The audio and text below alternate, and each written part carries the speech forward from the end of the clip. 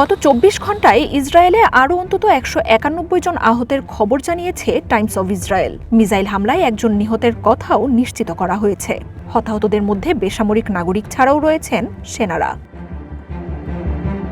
স্থানীয় গণমাধ্যমটি জানিয়েছে, হাসপাতালে ভর্তি বেশ কয়েকজনের অবস্থা আশঙ্কাজনক। যুদ্ধ শুরুর পর মিসাইল ও রকেট হামলায় ইসরায়েল জুড়ে ২৩৩৯ জন হাসপাতালে ভর্তির তথ্য দেয়া হয়েছে।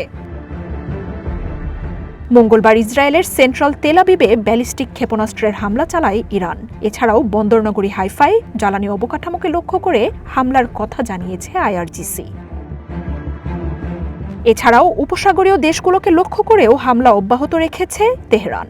দেশটির ছোড়া ব্যালিস্টিক মিসাইল শনাক্ত করেছে সৌদি আরব। আজ জুলফি এলাকায় বেসামরিক স্থাপনায় একটি ড্রোন আঘাত হানলেও তাতে প্রাণহানি ঘটেনি বলে জানিয়েছে রিয়াদ। ইরানের ৬টি ড্রোন সফলভাবে শনাক্ত করেছে কুয়েত। সোমবারের হামলায় একজনের মৃত্যুর পর বাহরাইনে মঙ্গলবারও মিসাইল ও ড্রোনের সতর্কতাসূচক সাইরেনের শব্দ শোনা গেছে। বাসিন্দাদের নিরাপদ আশ্রয় গ্রহণের পরামর্শ দিয়েছে দেশটি। গত ২৪ ঘণ্টায় ইরান থেকে ছোড়া মিসাইল ও ড্রোন ধ্বংসে বেশ কয়েকটি যুদ্ধবিমান মোতায়েন করেছে আরব আমিরাতের প্রতিরক্ষা মন্ত্রণালয়। ইরাকের উত্তরাঞ্চলে এরবিলে নিজেদের কনসুলেটে ড্রোন হামলার কথা নিশ্চিত করেছে আমিরাত সরকার। এদিকে আবুধাবি উপকূলের উত্তরে হরমুজ প্রণালীর কাছাকাছি একটি বাল্ক ক্যারিয়ারে বিস্ফোরণের কথা জানিয়েছে shipping security monitor United kingdom maritime trade operations UKMTO।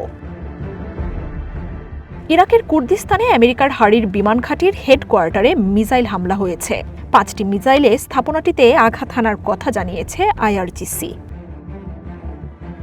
এদিকে ইরানের পশ্চিমাঞ্চলের আরাক শহরে আমেরিকা ইসরায়েলের হামলায় অন্তত ৫ জন নিহত হয়েছেন। তেহরানের নিউক্লিয়ার ল্যাবে হামলা হয়েছে বলে জানাচ্ছে ইসরায়েলি গণমাধ্যম চ্যানেল 12। মার্জিয়া উপমা, ওয়ান ইন্টারন্যাশনাল ডেস্ক।